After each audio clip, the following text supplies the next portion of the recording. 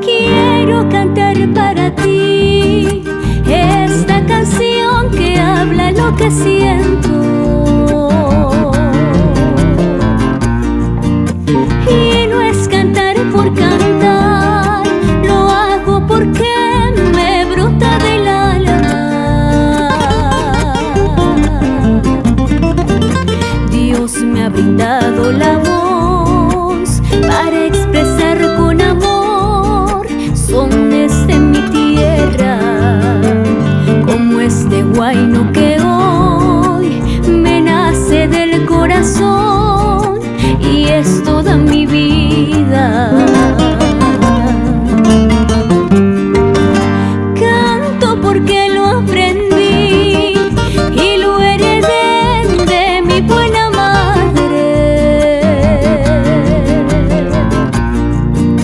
Canto porque yo nací en un Edén llamado Ayacucho.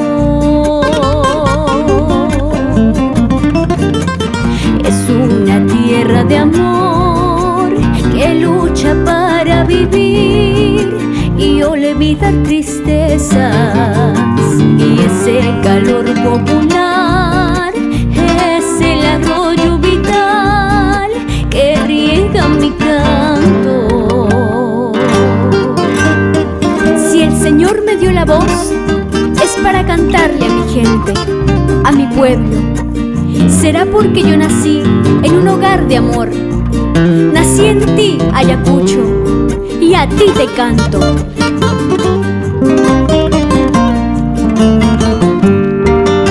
Canto porque lo aprendí y lo heredé de mi buena madre. Canto porque yo nací en un Edén llamado Ayacucho.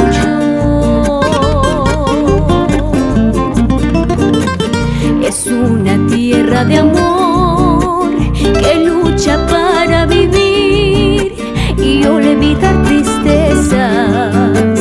Y ese calor popular es el arroyo vital que riega mi canto.